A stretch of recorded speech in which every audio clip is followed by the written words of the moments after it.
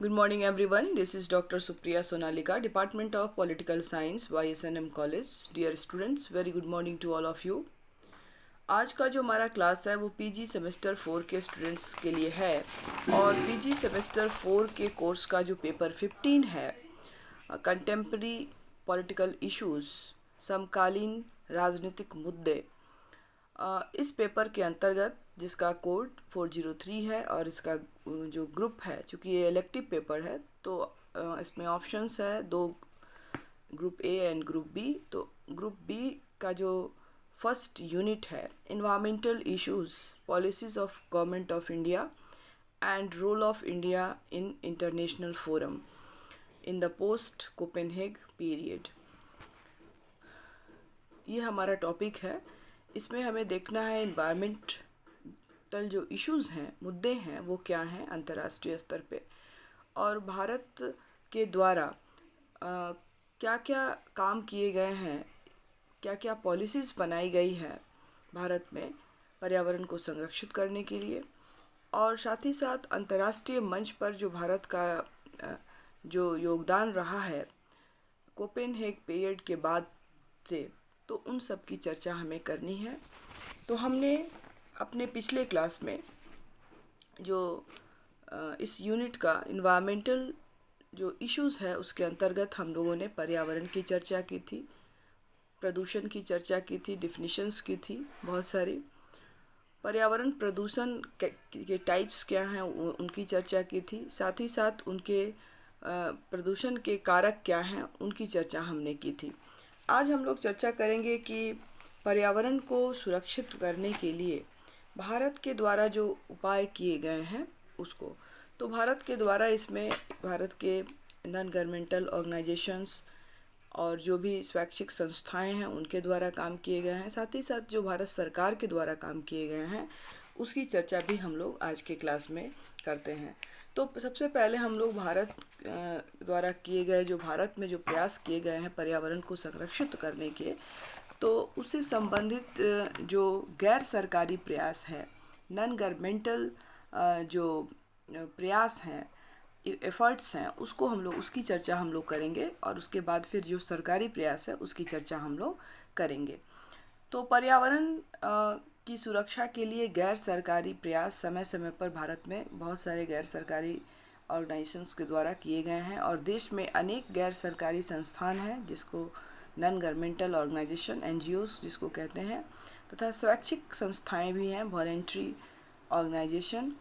और पर्यावरण कार्यक्रमों से जुड़ी हुई बहुत सारी ऐसी संस्थाएं हैं जो इसके लिए काम करती हैं। और देश के पर्यावरण विभाग द्वारा जारी जो डायरेक्टरी है में लगभग 400 ऐसी संस्थाएं हैं का उल्लेख है जो पर्यावरण संबंधी जागरूकता लाने की चेष्टा करती है और उसको पर्यावरण को कैसे सुरक्षित किया जाए इससे संबंधित जो है एजुकेशन प्रोवाइड करती है, स्पेशली लोगों में अवेयरनेस प्रोग्रामों के द्वारा अवेयरनेस लाने की चेष्टा करती है जिससे कि हम पर्यावरण को सुरक्षित रख सकें, पर्यावरण के प्रति संवेदनशील बन सकें और अपने नॉलेज को बढ़ा सकें कि किस तरह से हम पर्यावरण को प्रदूषित होने से रोक सकते हैं। और क्योंकि पर्यावरण हमने अपने लास्ट क्लास में देखा था कि किस तरह से कितना इम्पोर्टेंट है हमारे जीवन के लिए, लाइफ के लिए, जीव जंतुओं के जीवन के लिए, जितने भी जैविक चीज़ें हैं उन सभी के लिए, तो उसको हम कैसे प्रोटेक्ट करें, कैसे सुरक्षित रखें, इसके द्वारा गैर सरकारी या जो वॉलेंट्री ऑर्गेनाइजेशन है उनके द्वारा जो प्रयास किए गए हैं हम लोग उसकी पहले चर्चा करेंगे। और इसमें जो पहला प्रयास जो किया गया है एकेडमी ऑफ इन्वायरमेंटल साइंसेस के द्वारा, और यह मेरठ के जनपद में स्थित एक उत्तर प्रदेश में एकमात्र एक स्वैच्छिक संस्था है जो पर्यावरण कार्यक्रमों का क्षेत्रीय स्तर पर प्रचार प्रसार करती है और एकेडमिक बुद्धिजीवियों तथा वैज्ञानिकों का एक समूह है जो राष्ट्र एवं समाज के हित में निस्वार्थ भाव से समर्पित रहती है। और इसके जो क्रियाकलाप हैं उसको हम देख सकते हैं जिसमें यह पर्यावरण शिक्षा का प्रचार प्रसार करती है, पोस्टर प्रदर्शनियों का आयोजन करती है, निबंध प्रतियोगिताओं का, पर्यावरण से संबंधित निबंध जो प्रतियोगिताएं हैं उनका आयोजन करती हैं, पर्यावरणीय शोध कार्यों को बढ़ावा देती हैं। पर्यावरणीय समाचार पत्रों को प्रकाशित करने के लिए एक मासिक पत्रिका विश्व पर्यावरणीय या समाचार पत्र का प्रकाशन करती है। औद्योगिक इकाइयों में पर्यावरणीय समस्याओं के संबंध में परामर्श सेवा करती हैं। पर्यावरणीय समस्याओं एवं उनके समाधान दिलाने वाली छोटी छोटी पुस्तकों का प्रकाशन एवं उनका निःशुल्क वितरण करती है, जिससे कि ज़्यादा से ज़्यादा लोग जो हैं पर्यावरण से संबंधित अवेयर हो सकें, पर्यावरण को लेकर उनमें जागरूकता आ सके। इसके बाद जो दूसरा जो गैर सरकारी संस्था या जो आंदोलन है वो है चिपको आंदोलन, जो उत्तरांचल में है भारत के। तो चिपको आंदोलन सर्वप्रथम गोपेश्वर 1973 में जो था वो संपन्न हुआ था, और तत्पश्चात रैनी, म्यूडार, पारसारी तथा डुगरू पैलोटी जो 1980 में नामक स्थानों पर भी यह आंदोलन सफलतापूर्वक संपन्न किया गया। और इसके अतिरिक्त समय समय पर उत्तराखंड के अन्य स्थानों पर भी इस आंदोलन को दोहराया गया। चिपको आंदोलन जो पेड़ की कटाई से संबंधित था, और उसको रोकने के लिए लोग पेड़ों से चिपक जाते थे, पकड़ लेते थे, इसलिए इसको चिपको आंदोलन कहते हैं। और इसके द्वारा पेड़ों को संरक्षित करने की बात की गई है। और वन जो नीति है, इसके द्वारा जो इस आंदोलन की जो प्रमुख सिद्धांत रहे हैं कि वन नीति के रूप में भूमि एवं जल संसाधनों की सुरक्षा पर आधारित होनी चाहिए। वनों का अनैतिक अंधाधुंध जो कटाव है उसको कम से कम करना, जलमग्न क्षेत्रों का बहाव जो है वो पूर्णतः बंद किया जाना चाहिए, तथा भूमि अपरदन की के प्रति संवेदनशील क्षेत्रों का अध्ययन किया जाना चाहिए। उसके बाद नेक्स्ट जो है वह वनों की ठेकेदारी नीति जो है उसको पूर्णतः बंद किया जाए, तथा वन संबंधी कार्यों में स्थानीय नागरिकों को प्राथमिकता दी जाए। नेक्स्ट वनस्पति विहीन भूमि पर बृहत मात्रा में वृक्षारोपण का कार्य किया जाना चाहिए, और इसमें कार्यरत स्थानीय नागरिकों में उत्साहवर्धन की समुचित व्यवस्था करनी चाहिए। नेक्स्ट वनों पर आधारित घरेलू उद्योगों को विकसित किया जाना चाहिए, और इनके सामग्री को वनों की सुरक्षा एवं संरक्षण को ध्यान में रखकर करने की बात की गई है। और उन उद्योगों के प्रति या हेतु स्थानीय नागरिकों को धनराशि, संपदा और तकनीकी सहायता प्राथमिकता से उपलब्ध कराई जानी चाहिए। और नेक्स्ट क्षेत्र में उपलब्ध वनों का व्यापक सर्वेक्षण हो, तथा शीघ्र उसे बढ़ाने वाली सभी प्रजातियां जैसे उदीश, खटपीपल, गठबैन, बरकन, पागर तथा गठमेठी के बृहद भाग को लगाया जाना चाहिए, जिससे कि जो भी खाली जो ज़मीन है वो उसको ठीक किया जा सके और बनाया जा सके। चिपको आंदोलन के परिणाम स्वरूप उत्तर प्रदेश सरकार ने डॉक्टर वीरेंद्र कुमार की अध्यक्षता में रैनी इन्वेस्टिगेशन कमेटी का गठन किया, और इस कमेटी की रिपोर्ट के फलस्वरूप अलकनंदा एवं उसकी सहायक नदियों का जो जलागम था क्षेत्रों में वनों के कटाव पर रोक लगा दी गई, और यही आदेश विरही गंगा या जलागम क्षेत्रों में मंड्यूर घाटी, चचारी घाधार आदि क्षेत्रों में भी किया गया। और वास्तव में पर्वतीय क्षेत्रों के वनों के निर्मम दोहन पर रोक लगाई गई, और इसको ही चिपको आंदोलन जो है वो कहा जाता है। सुंदरलाल बहुगुणा के द्वारा इसको स्टार्ट किया गया था। उसके बाद है हिमालय शोध समूह की व्यवस्था के समूह स्थापित है जो नैनीताल में है, और हिमालय के पर्यावरण संपदा के विकास के प्रति जागरूक है। दूसरा, peoples association for Himalaya area and research Nainital में, इसका भी जो पहाड़ इसको के नाम से जाना जाता है, PAHAR, peoples association for Himalayan area research Nainital जो है उसमें किया गया। फिर शेरपा लखनऊ में भी इस तरह के शेरपा का गठन किया गया पर्यावरण से संबंधित। और उत्तराखंड शोध संस्थान जो एक स्वैच्छिक संस्था है उसकी स्थापना 1975 में हुई और 85 से इसे पुनर्गठित किया गया है। और इसके द्वारा पर्यावरण को संतुलित रखने के लिए बहुत सारी योजनाओं का परिचालन किया गया है और इसके द्वारा नागरिकों के संस्कृति और मानव मूल्यों के प्रति जो है एक चेतना को जागृत किया गया है। पुस्तकालयों, संग्रहालयों के विकास में सहायता की गई है, संस्कृतियों के केंद्रों की स्थापना की गई है और साथ ही साथ भारतीय पुरातत्व सर्वेक्षण संस्था तथा स्थानीय विश्वविद्यालयों की सहायता से उत्तराखंड की पूरी संपदा, कला, शिल्प, साहित्य, प्रतिमाओं आदि का अन्वेषण, संरक्षण एवं प्रकाशन करना इसका काम है। नेक्स्ट जो है इंडियन एनवायरमेंटल एसोसिएशन जो दिल्ली में है, इसकी स्थापना 1980 में की गई और संस्था द्वारा समय समय पर विचार गोष्ठियों का आयोजित कर पर्यावरण संबंधी तथ्यों के प्रचार प्रसार का कार्य किया जाता है। और इसके अतिरिक्त जो है संस्था पर्यावरण विषयक साहित्य का भी प्रकाशन करती है। उसके बाद एक और जो नेक्स्ट है वो है Indian association for naturalist Gujarat में ये स्थापित है, जिसको एनसोना के नाम से भी शॉर्ट में जानते हैं। और इसके द्वारा भी जो है 75 में बड़ोदरा में इसकी स्थापना हुई, इसको बनाया गया और यह संस्था पर्यावरण संरक्षण तथा मानव कल्याण से संबंधित अनेक कार्यों का संपादन करती है। संस्था इन्वायरमेंटल अवेयरनेस नामक वैज्ञानिक पत्रिका का भी प्रकाशन करती है। इसके बाद है सोसाइटी फॉर क्लीन इन्वायरमेंट जो महाराष्ट्र में इसका स्थापित है और इसके द्वारा पर्यावरण सुरक्षा एवं संरक्षण संबंधी दिशा में कार्यरत वह संस्था सामान्यतः सैकोलिन नाम से जानी जाती है, इसका पूरा नाम सोसाइटी फॉर क्लीन इन्वायरमेंट और शॉर्ट में अगर हम देखें तो SOCLEEN क्लीन जिसको हम कहेंगे। और यह संस्था महाराष्ट्र में सामान्य नागरिकों को प्रदूषण संबंधी घातक परिणामों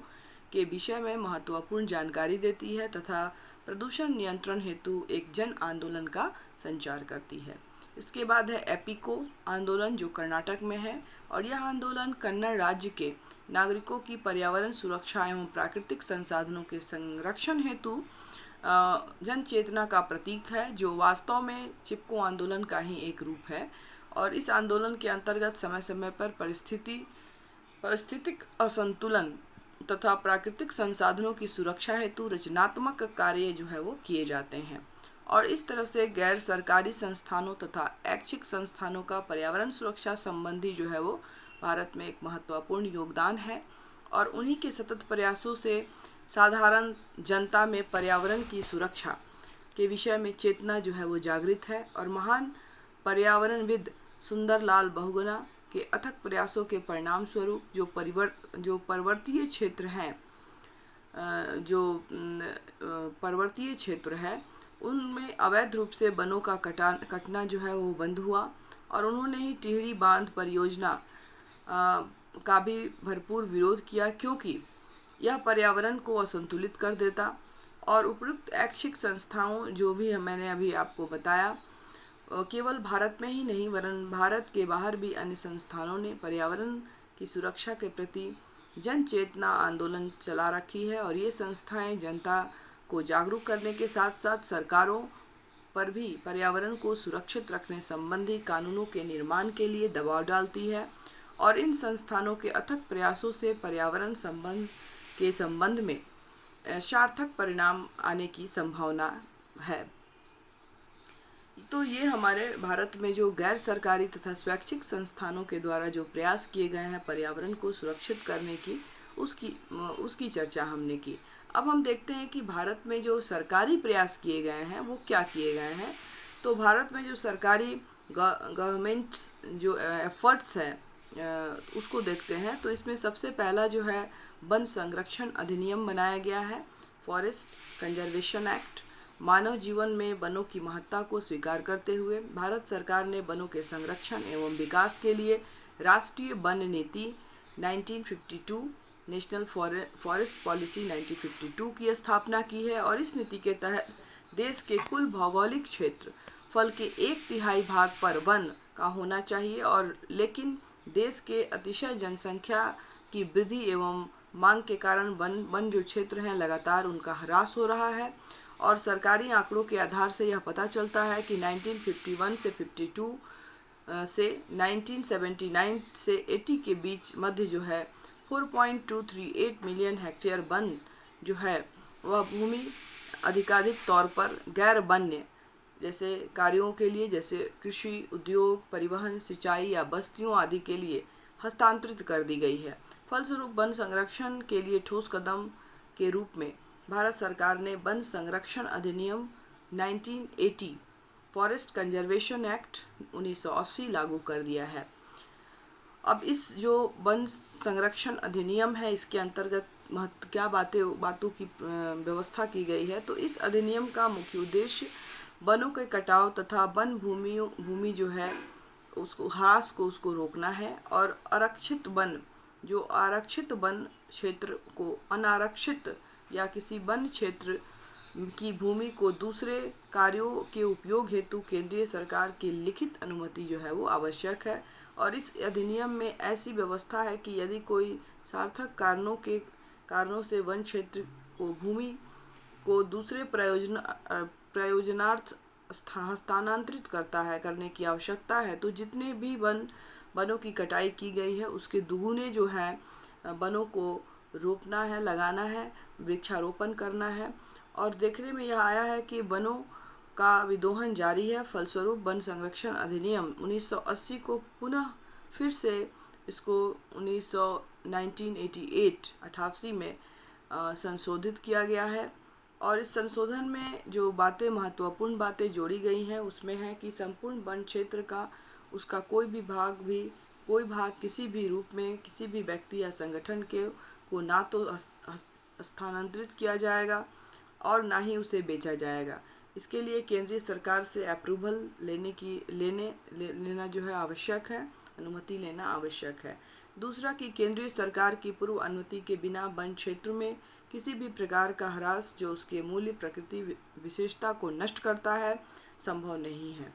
और तीसरा जो है यह उल्लंघन करने वाले व्यक्ति या संगठन के विरुद्ध इस अधिनियम की धारा 2 के अंतर्गत दंड का विधान भी किया गया है। और इस तरह से वन संरक्षण एवं विकास हेतु सरकार द्वारा 6 तरह के प्रादेशिक कार्यालय बनाए गए हैं जो बेंगलोर, भोपाल, भुवनेश्वर, लखनऊ, शिलोंग तथा चंडीगढ़ में बनाए गए हैं और पर्यावरण एवं वन्य जीव विभाग के तत्वाधान में स्थापित किए गए हैं। इसके बाद है वन पर्यावरण सुरक्षा परिषदों का भी गठन किया गया है। केंद्र सरकार के सुझाव देने के लिए देश के 14 राज्यों में तथा केंद्र शासित क्षेत्रों में पर्यावरण सुरक्षा परिषद का गठन किया गया है जो अपने अपने क्षेत्र में पर्यावरण एवं वन्य जीव संरक्षण संबंधी सुझाव सरकार को देती है। और इसके अंतर्गत जो विधायक, वैज्ञानिक, प्रशासनिक, समाजसेवी, शिक्षाविद जैसे लोग इसके सदस्य हैं। इस जो वन सुरक्षा परिषद है इसके जो सदस्य होते हैं वो इन विषयों से संबंधित लोगों को बनाया गया है। इसके बाद पर्यावरण प्रदूषण के कानून का भी प्रयोग किया गया है, बनाया गया है और सही अर्थों में पर्यावरण संरक्षण के प्रति विश्व स्तर पर सभी देशों की जागरूकता सन 1972 में जून में संयुक्त राष्ट्र संघ के देश के तत्वाधान से मानव कॉन्फ्रेंस के बाद आई। और इस कॉन्फ्रेंस में मानव द्वारा उत्पन्न पर्यावरणीय समस्याओं की ओर सभी देशों के प्रतिनिधियों का ध्यान आकर्षित किया गया और भारत की तत्कालीन प्रधानमंत्री श्रीमती इंदिरा गांधी जी ने उसी समय इस गंभीर समस्या से रोकने के लिए एक आवश्यक कदम उठाया और भारतवर्ष में पर्यावरण की सुरक्षा और प्रदूषण नियंत्रण के लिए संसद में समय समय पर कई अधिनियम जो है वो बनाए गए हैं। जिसमें से पहला जो अधिनियम बनाया गया वो पर्यावरण संरक्षण अधिनियम 1986 इन्वायरमेंटल प्रोटेक्शन एक्ट जिसको इंग्लिश में कहेंगे 1986। और यह अधिनियम देश के विभिन्न क्षेत्रों में पर्यावरण एवं उससे समस्त जैव एवं अजैविक तत्वों के संरक्षण और विकास हेतु किया गया है। और इस अधिनियम के अंतर्गत 26 जो हैं वो सेक्शंस बनाए गए हैं और जो 4 अध्यायों में विभक्त है, और यह अधिनियम पूरे देश में प्रभावी होता है। और इस अधिनियम के सेक्शन 2 में पर्यावरण से संबंधित कुछ महत्वपूर्ण विषयों को परिभाषित किया गया है, जैसे पर्यावरण, पर्यावरण प्रदूषक, पर्यावरण प्रदूषण और संकट पदासार आदि। देश के पर्यावरण की सुरक्षा एवं उसकी नैसर्गिक गुणवत्ता के विकास हेतु इस अधिनियम के तहत केंद्र सरकार ने को पर्याप्त अधिकार जो हैं वो दिए गए हैं। पहला, जैसे कि पर्यावरण प्रदूषण के संरक्षण एवं नियंत्रण हेतु नियोजन एवं क्रियान्वयन। दूसरा, पर्यावरण गुणवत्ता का परिमाप निर्धारण करना। तीसरा, विभिन्न स्रोतों से उत्सर्जित प्रदूषकों का स्तर निर्धारित करना। नेक्स्ट, ऐसे कल कारखानों को प्रतिबंधित करना जो पर्यावरण को प्रदूषित करते हैं। नेक्स्ट, पर्यावरण प्रदूषण को नियंत्रित करने हेतु सुरक्षात्मक नियम निर्धारित करना। नेक्स्ट, समय समय पर कल कारखानों द्वारा अपनाए गए प्रदूषण नियंत्रण उपकरणों की जांच करना। नेक्स्ट, विविध समस्याओं पर शोध आयोजित करना। एंड लास्ट, पर्यावरण प्रदूषण को नियंत्रित करने के लिए नियम, कानून और आचार संहिता का निर्धारण करना। तो इस तरह से आप देखें तो पर्यावरण संरक्षण अधिनियम के अंतर्गत 1986 जो है केंद्र सरकार को काफ़ी अधिकार दिया गया है इसकी पर्यावरण को सुरक्षित रखने के लिए, उसको सुरक्षित या प्रदूषण से बचाए रखने के लिए तरह तरह के नियम और कानून बनाने का और उसको संरक्षित करने का। इसके बाद जो दूसरा बना वो है कि जल सुरक्षा और प्रदूषण नियंत्रण अधिनियम। और जो यह सच है कि केवल बायोडिग्रेडेबल जो प्रदूषक ही जल प्रदूषण के लिए जिम्मेदार नहीं होते हैं, बल्कि धात्विक पदार्थ, खनिज तेल, प्लास्टिक पदार्थ, सामान, कूड़ा कचरा, मलमूत्र आदि जो त्याज्य पदार्थ जो जल में फेंक दिए जाते हैं वो भी जल को प्रदूषित करते हैं। अतः ऐसे प्रदूषकों के नियंत्रण एवं प्रबंधन की आवश्यकता है और यह कार्य समाज और सरकार दोनों की भागीदारी इसमें हो और इस समस्या से निपटा जा सके। और इसके लिए सरकार कानून बना सकती है, लेकिन इनका पालन करना समाज के सदस्यों का ही कार्य है। और जल प्रदूषण को नियंत्रित करने के लिए जो कुछ सुझाव दिए गए हैं उसमें है कि पारिस्थितिकी संतुलन हेतु जल को प्रदूषित करने वाले प्रदूषकों को जल में ना फेंका जाए। दूसरा, त्याज्य जलीय प्रदूषकों को पुनः मानव उपयोगी बनाकर इस समस्या को कम किया जा सकता है, जैसे महानगरीय मलमूत्र, कूड़ा कचरा आदि से सस्ती गैस और बिजली उत्पन्न की जा सकती है जो की भी गई है और इस प्रकार के कार्य में अपना सहयोग दे सकती है। देश की राजधानी दिल्ली के ओखला क्षेत्र में इस प्रकार का प्लांट कार्यरत है और गुजरात प्रांत में एक डिस्टिलरी प्लांट प्रतिदिन 45,000 लीटर त्याज्य पदार्थों से ऊर्जा उत्पादन कर रहा है और यह ऊर्जा 10 टन कोयले के उत्पादन ऊर्जा के बराबर है। और विश्व के अनेक देशों में जल प्रदूषण से संबंधित कानून बनाए गए हैं और भारत में जल प्रदूषण को नियंत्रित करने के लिए केंद्रीय जल नियंत्रण अधिनियम कानून जो है अधिनियम लागू किया गया है और इसके अंतर्गत प्रदूषित जल को नदी या किसी भी झील आदि में प्रवाहित करना कानूनी अपराध है। और इसमें जल प्रदूषण नियंत्रण अधिनियम 1974, नदी board act 1956, merchant navy act 1947 और water prevention and control of pollution act 1977 विशेष रूप से उल्लेखनीय है। केंद्रीय सरकार ने गंगा नदी के जल को स्वच्छ कराने के लिए केंद्रीय गंगा प्राधिकरण का गठन भी किया है और प्रदूषण नियंत्रण बोर्ड के तत्वावधान में किया गया गंगा को स्वच्छ रखने के लिए गंगा एक्शन प्लान के अंतर्गत कई कार्यक्रम जो है वो चलाए जा रहे हैं। और सरकार द्वारा औद्योगिक इकाइयों एवं नगरीय प्रशासनों को बाध्य किया जा रहा है कि वे अपने कचरे और गंदे जल को उचित संयंत्रों की सहायता से साफ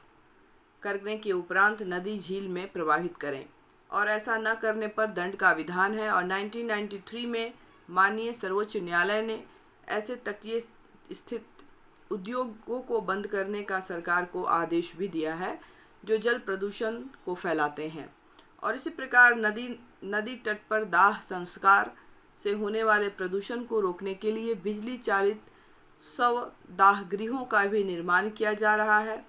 और कुछ नदियों एवं तालाबों में ऐसे जीवों का संवर्धन एवं विकास किया जा रहा है जो जलीय प्रदूषकों को भोजन के रूप में उपयोग करते हैं, और ऐसे जीव मगरमच्छ, मछली, कछुआ आदि हैं। और वर्तमान में जो है नमामि गंगे नामक प्रोग्राम जो है वो चल रहा है, और यह प्रोग्राम भी जल प्रदूषण को गंगा नदी को बचाने के लिए है और उसको स्वच्छ बनाने के लिए है। और उसमें जो अवशिष्ट पदार्थ जो फेंके जाते हैं उनको रोककर किस तरह से गंगा को पवित्र किया जाए, बनाया जाए, साफ बनाया जाए, उसके लिए भी वर्तमान सरकार के द्वारा बहुत सारी योजनाएं चल रही हैं। इसके बाद है वायु जल संशोधित अधिनियम। तो वायु प्रदूषण नियंत्रण एवं निवारण अधिनियम 1981 को सरकार ने 1987 से संशोधित कर कठिनाई निवारण के रूप में क्रियान्वित किया है। और इसका उद्देश्य ऐसी संस्थाओं, औद्योगिक इकाइयों को वायु प्रदूषण फैला रही हैं उनके प्रति कठोर नियम बनाकर कार्रवाई करना है। और इस संशोधन को शोर को भी सम्मिलित कर लिया गया है। इसमें जो शोर जो होते हैं, हल्ला या लाउड स्पीकर या गाड़ी की व्हीकल से, तो उनको भी सम्मिलित किया गया है। और अब इसका नाम जो है वायु प्रदूषण नियंत्रण एवं निवारक संशोधित अधिनियम 1987, air prevention and control of population act 1987, इसका नाम परिवर्तित संशोधित रूप रखा गया है। जल प्रदूषण नियंत्रण एवं निवारण अधिनियम 1974 को 1988 में इस आशय से संशोधित किया गया कि पूर्व में अधिनियम के अंतर्गत जो लचीलापन है उसे दूर कर संबंधित सरकारी एजेंसियों को और अधिक अधिकार प्रदान की जाए। और अब CPCB, central pollution control board जिसको कहते हैं, ऐसे किसी भी इकाई को जल एवं विद्युत आपूर्ति बंद करने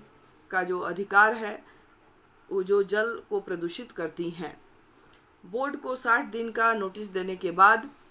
वहाँ के नागरिक भी ऐसी इकाई के विरुद्ध आपराधिक मामला दर्ज करा सकती है। और किसी भी नई औद्योगिक इकाई को खोलने से पहले जो सेंट्रल पॉल्यूशन कंट्रोल बोर्ड है, CPCB है, से स्वीकृति लेना आवश्यक है। इसके बाद राष्ट्रीय हरित न्यायाधिकरण का गठन, जो अगला प्रयास सरकारी प्रयास जो भारत सरकार के द्वारा किया गया है वो है राष्ट्रीय हरित न्यायाधिकरण गठन। तो पर्यावरण संबंधी मामलों की सुनवाई के लिए अलग से एक राष्ट्रीय हरित न्यायाधिकरण, नेशनल ग्रीन ट्रिब्यूनल, जिसको शॉर्ट में NGT कहते हैं, अक्टूबर 2010 में इसको अस्तित्व में आया, इसका गठन किया गया। और इसके गठन की अधिसूचना 18 अक्टूबर 2010 को जारी किया गया। और इस न्यायाधिकरण का गठन राष्ट्रीय हरित न्यायाधिकरण अधिनियम 1910 के तहत किया गया है। और इसके लिए अंतर्राष्ट्रीय हरित न्यायाधिकरण विधेयक संसद के दोनों सदनों में मई 2010 को पारित हुआ तथा राष्ट्रपति ने इसका अनुमोदन 2 जून 2010 को किया है। और नवगठित न्यायाधिकरण को उच्च न्यायालय का दर्जा प्रदान किया गया है और इसका मुख्यालय दिल्ली में स्थापित किया गया है और तथा इसकी 4 पीठें विभिन्न शहरों में भी स्थापित की गई है। पर्यावरण कानून का उल्लंघन करने वाले पर न्यायाधिकरण को 3 वर्ष तक के कारावास तथा 10 करोड़ रुपए तक के, कोऑपरेटिव मामलों में यह 25 करोड़ तक की सजा का अधिकार इस न्यायाधिकरण को होगा। और राष्ट्रीय हरित न्यायाधिकरण के अस्तित्व में आने से पूर्व में कार्यरत नेशनल इन्वायरमेंटल अपीलिएट अथॉरिटी जो को अब समाप्त कर दिया गया है तथा इसके अधीन विचाराधीन मामले अब स्वतः ही हरित न्यायाधिकरण में स्थानांतरित हो जाएंगे और विभिन्न उच्च न्यायालयों में भी लंबित पर्यावरण संबंधी मामले जो हैं अब नवगठित न्यायाधिकरण में हस्तांतरित हो जाएंगे। और ऑस्ट्रेलिया और न्यूजीलैंड के बाद भारत विश्व का तीसरा ऐसा देश है जहां पर्यावरण संबंधी मामलों की सुनवाई के लिए अलग से न्यायालय की स्थापना की गई है। न्यायाधिकरण के फैसलों के विरुद्ध अपील सर्वोच्च न्यायालय में की जा सकती है। इसके बाद है पर्यावरण को संगठित रखने के लिए, सुरक्षित रखने के लिए, ये तो भारत के द्वारा जो प्रयास थे उसकी चर्चा हमने की शॉर्ट में।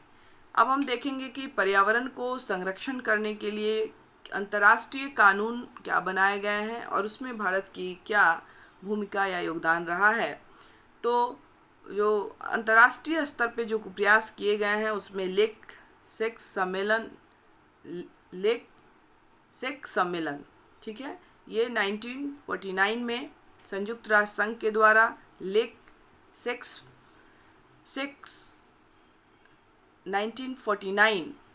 में एक सम्मेलन का आयोजन किया गया और जिसमें इस बात पर जोर दिया गया कि प्राकृतिक के उपकरणों एवं नैसर्गिक बपौती है जिसे हमें नष्ट नहीं करना चाहिए।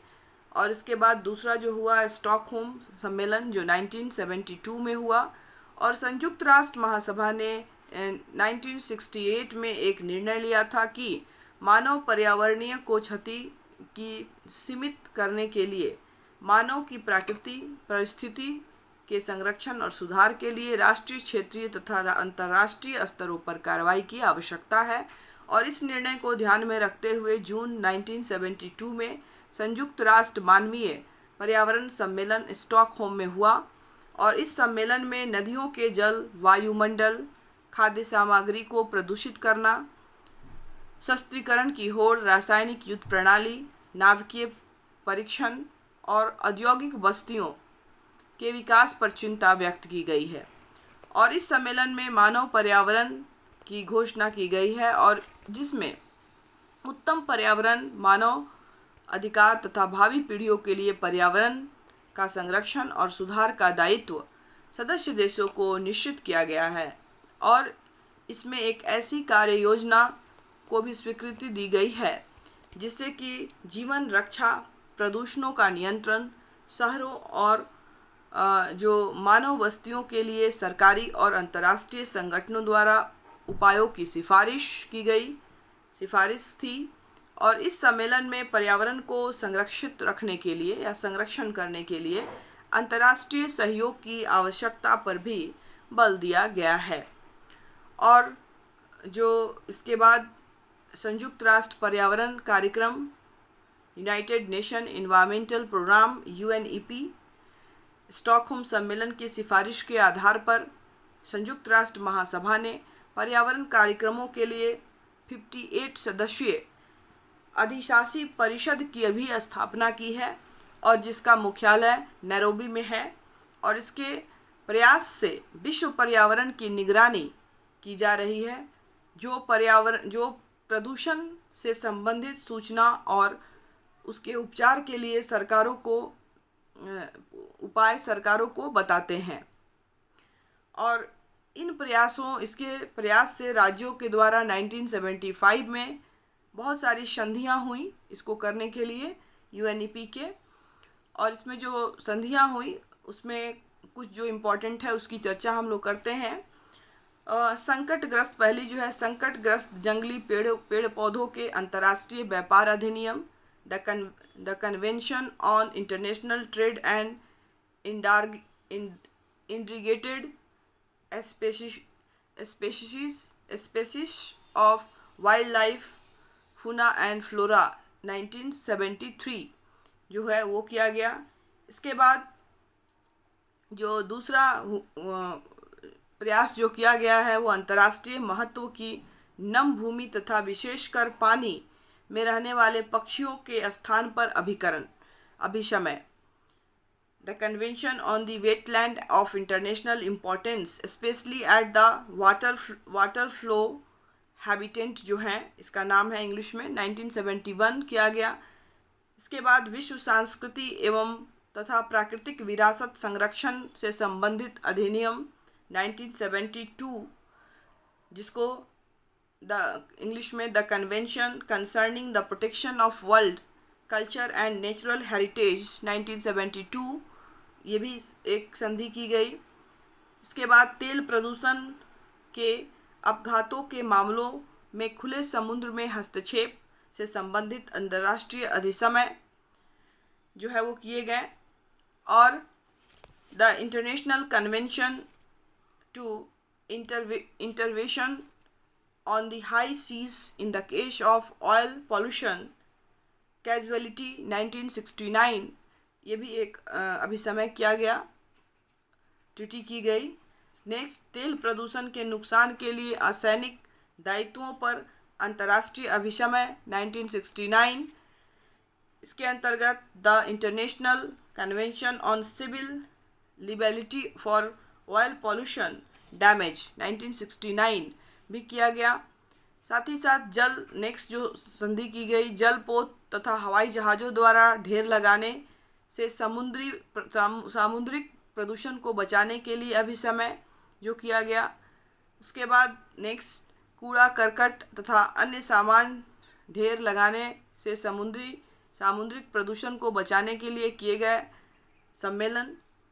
The convention for the prevention of marine pollution by dumping of wastes and other matters 1972 किया गया। साथ ही साथ 1973 के से संयुक्त राष्ट्र पर्यावरण कार्यक्रम UNEP जो है की सहायता से समुद्र तटीय प्रदूषण को रोकने तथा पर्यावरण विकास के लिए मरुस्थलों का फैलाव रोकने के लिए भी कार्यक्रम किए गए। और इसके अंतर्गत जो है संयुक्त राष्ट्र जल सम्मेलन अर्जेंटीना 1977 जल प्रदूषण की समस्या विश्वव्यापी है और इस समस्या के समाधान के लिए अर्जेंटीना में एक सम्मेलन हुआ और जिसमें 1981 से 1990 तक के दशक के लिए अंतर्राष्ट्रीय जल आपूर्ति और जल प्रदूषण निवारक दशक के रूप में मनाने का निश्चय किया गया। और इसके अंतर्गत 2 अरब जनसंख्या को प्रदूषित रहित जल उपलब्ध कराने के लिए बृहद कार्यक्रम किया गया। इसके बाद नैरोबी घोषणा 1982 में जो 10 से 18 मई 1982 तक नैरोबी में मानवीय पर्यावरण पर संयुक्त राष्ट्र का सम्मेलन की 10वीं वर्षगांठ पर किया गया। और उसमें एक घोषणा द्वारा विश्व समुदाय के राज्यों ने स्टॉकहोम की घोषणा के प्रति पुनः जो है आस्था प्रकट की। साथ ही साथ जो पर्यावरण पर संयुक्त राष्ट्र विशिष्ट समिति का भी गठन किया गया और विश्व की पर्यावरण संबंधी समस्याओं के हल करने के लिए संयुक्त राष्ट्र विशिष्ट समिति की स्थापना 1984 में की गई और फरवरी 1987 में इसकी बैठक हुई जिसमें उष्ण देशों के कम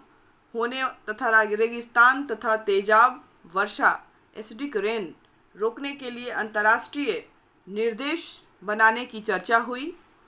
और उसके बाद रियो पृथ्वी सम्मेलन जो जून 1992 में हुआ और 3 जून से 14 जून 1992 में 1992 में तक चलने वाले इस सम्मेलन का ब्राज़ील की पुरानी राजधानी रियो द जेनेरो में संयुक्त राष्ट्र महासचिव बुतरस घाली ने उद्घाटन किया। और यह सम्मेलन पर्यावरण एवं विकास पर संयुक्त राष्ट्र सम्मेलन था और इसमें 150 से अधिक राष्ट्रों के प्रतिनिधियों ने भाग लिया। और यह सम्मेलन स्टॉकहोम के मानवीय पर्यावरण सम्मेलन 1972 की 20वीं वर्षगांठ योजना को आयोजित 20वीं वर्षगांठ पर आयोजित किया गया था और इसमें भाग लेने वाले सभी राज्य प्रमुखों की ओर से एक संयुक्त राष्ट्र घोषणा पत्र जारी किया गया था और इस घोषणा पत्र में पर्यावरण एवं विकास को अनुशासित स्वीकार करते हुए मानव जाति के घर पृथ्वी के पर्यावरण की सुरक्षा के लिए सभी देशों के समान अधिकार एवं कर्तव्यों को सैद्धांतिक रूप से सुपरिभाषित किया गया। और इसकी घोषणा पत्र में कुछ महत्वपूर्ण बात कहे गए, जैसे कि अस्थायी विकास के सभी सरोकारों का केंद्र बिंदु मानव जाति है और उसे प्रकृति के साथ पूर्ण समरसता रखते हुए स्वस्थ एवं उत्पादनशील जीवन जीने का अधिकार है। उसके बाद संयुक्त राष्ट्र संघ के घोषणा पत्र तथा अंतर्राष्ट्रीय विधि सिद्धांतों के तहत प्रत्येक राज्य को अपने संसाधनों का शोषण अपनी ही पर्यावरण नीति के अनुसार करने का प्रभुत्व अधिकार है और उनका यह भी दायित्व है कि वह समस्त गतिविधियों का संचालन इस ढंग से सुनिश्चित करें कि उनकी राष्ट्रीय सीमाओं के बाहर कोई अन्य राज्य अथवा क्षेत्र उसके दुष्प्रभाव से ग्रसित या प्रभावित ना हो। नेक्स्ट, अस्थायी प्रकृति के विकास के लाभों को प्राप्त करते हुए पर्यावरण सुरक्षा पर पूरा ध्यान दिया गया और क्योंकि ये दोनों ही परस्पर एक दूसरे के अभिन्न अविभाज्य अंग हैं, इसे अलग अलग करके नहीं देखा जा सकता। सभी राज्य और संपूर्ण जनता विश्व से गरीबी समाप्त करने के लिए आवश्यक लक्ष्य की प्राप्ति के लिए परस्पर सहयोग कर स्थायी विकास के लाभों को पाने के लिए सक्रिय होंगे, क्योंकि यह एक अनिवार्य आवश्यकता है। पर्यावरण एवं विकास में संतुलन बनाए रखने के लिए विकासशील तथा अत्यधिक अविकसित देशों की विशेष स्थिति एवं आवश्यकताओं को ध्यान में रखते हुए तथा पर्यावरण की दृष्टि से अधिक संकटग्रस्त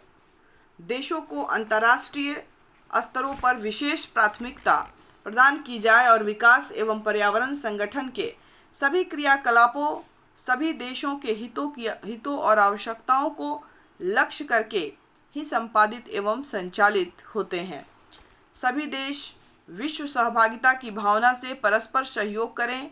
ताकि विश्व परिस्थिति की सुरक्षा, संरक्षा, पुनर्स्थापना और अखंडता संभव हो सके और विश्व पर्यावरण की क्षति जो हो चुकी जो क्षति है उसमें विभिन्न देशों के बहुत योगदान को देखते हुए विश्व के समस्त देशों की समान किंतु अलग अलग जिम्मेदारियां होंगी और विकसित देश अंतर्राष्ट्रीय स्तर पर स्थायी विकास से संबंधित अपनी उन जिम्मेवारियों को स्वीकार करते हैं जो उनके समाज ने विश्व पर्यावरण को लेकर उन पर रखी है और इसके लिए वे अपने वित्तीय संसाधनों एवं तकनीकी माध्यम से उन्हें पूरा करने का प्रयास करते हैं या करेंगे। नेक्स्ट, विश्व समुदाय के अस्थायी विकास और जीवन स्तर को उन्नत करने के लिए सभी देशों को चाहिए कि पर्यावरण विरोधी उत्पादन एवं उपभोग की सीमाओं को संकुचित करें और ऐसी जनसंख्या नीति अपनाएं जिससे आवश्यक संतुलन बना रहे और सभी देशों को परस्पर सहयोग करते हुए अस्थायी विकास की ऐसी प्रविधियां अपनानी चाहिए जो पर्यावरण के अनुकूल हों और इसके लिए उन्हें विज्ञान और तकनीकी ज्ञान में वृद्धि के साथ साथ आपस में उनका लेन देन करते रहना चाहिए और साथ ही स्थानिक आवश्यकताओं के अनुरूप उनके वांछित सुधार भी करते रहना चाहिए और तकनीकी के साथ ऐसी होना चाहिए और इसमें नएपन के साथ पुनः नवीकरण की भी सुविधा उपलब्ध कराई जानी चाहिए। इसके बाद पर्यावरण संबंधी जो विभिन्न मामले या जो उपयुक्त समाधान के संबंध में स्तर से ही जो भी संबंधित नागरिकों की सहभागिता सुनिश्चित की जा सकती है और इसके लिए राष्ट्र स्तर पर प्रत्येक व्यक्ति को पर्यावरण संबंधी जानकारी सहज सुलभ होनी चाहिए और इसमें क्षतिकारक पदार्थों एवं सक्रियाओं की भी जानकारी शामिल है। प्रत्येक समुदाय को यह निर्णय लेने की प्रक्रिया में सम्मिलित किया जाना चाहिए और इसी को ध्यान में रखते हुए राज्यों का कर्तव्य होगा कि वे जानकारी सुलभ कराकर जनता में पर्यावरण चेतना और जगाएं तथा उनकी संरक्षा के लिए उन्हें प्रोत्साहित करें। पर्यावरण संरक्षा के लिए जरूरी एवं प्रभावी विधिक तथा प्रशासनिक कार्यवाहियाँ एवं उपायों की सुलभता बनाए रखी जानी चाहिए और सभी देशों को आवश्यक कानून बनाकर पर्यावरणीय मानकों का निर्धारण, तत्संबंधी लक्ष्यों, प्राथमिकताओं तथा उपायों को सुपरिभाषित करना चाहिए। विकास एवं पर्यावरण संतुलन निश्चित करने के लिए साथ ही उपयुक्त प्रबंधन प्रविधियों का भी इन कानूनों में स्पष्ट उल्लेख होना चाहिए और संभव है कि कुछ विकसित देशों के मानक उनकी सामाजिक एवं वित्तीय परिस्थितियों के कारण अन्य देशों के लिए अनुपयुक्त हो अथवा अवांछनीय हो और राज्यों के परस्पर सहयोग से ऐसे वित्तीय प्रणाली का विकास वांछनीय है जो एक दूसरे के लिए सहायक हो तथा इस हद तक खुली हो जिसके माध्यम से प्रत्येक देश का आर्थिक विकास तो संभव हो सके, पर्यावरण को होने वाले क्षति को भी न्यूनतम किया जा सके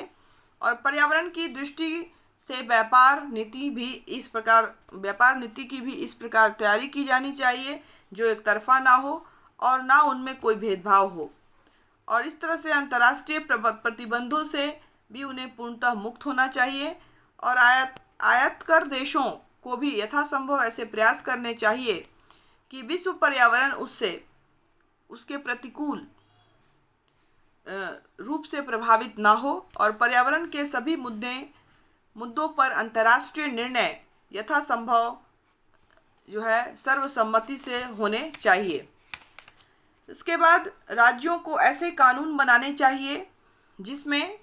प्रदूषण एवं अन्य प्रकार के पर्यावरण संबंधी क्षतियों के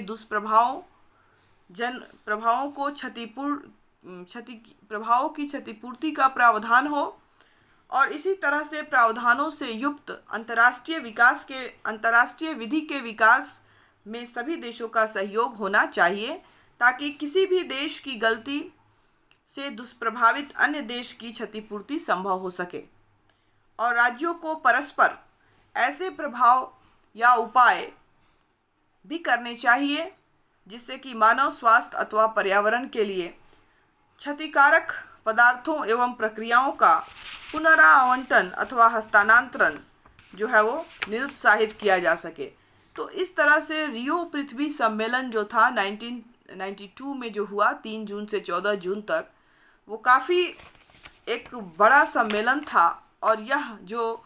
स्टॉकहोम सम्मेलन 1972 का था उसकी 20वीं वर्षगांठ पर किया गया था और इसमें लगभग 150 से भी ज़्यादा देशों ने भाग लिया था और इसमें कुछ नियम कानून और ये बनाए गए थे कि किस तरह से राज्यों का क्या दायित्व होगा, किस तरह से पर्यावरण नीति बनाई जाएगी, पर्यावरण को कंट्रोल किया जाएगा, क्षतिपूर्ति की व्यवस्था की बात की गई थी कि जो भी देश जो प्रदूषित करते हैं पर्यावरण को, उनको कैसे दूसरे देश को हानि जो पहुंचती है उसके लिए क्षतिपूर्ति की व्यवस्था ताकि वो भी अपना विकास कर सकें। और इस तरह से एक काफ़ी बहुत बड़ा जो है एक सम्मेलन था और इसमें बहुत सारे जो क्षेत्र थे पर्यावरण से रिलेटेड संबंधित उन पर फोकस किया गया।